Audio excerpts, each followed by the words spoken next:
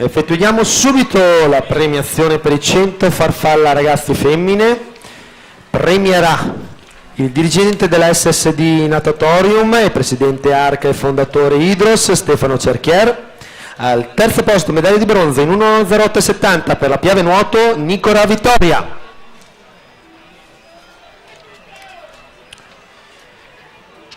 Al secondo posto medaglia d'argento in 1.05.74 sempre per la Piave Nuoto De Feo Anna.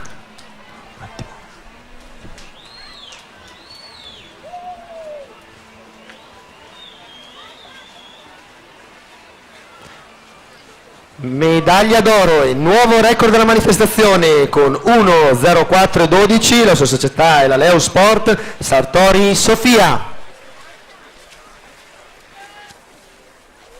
Per la prossima serie in programma la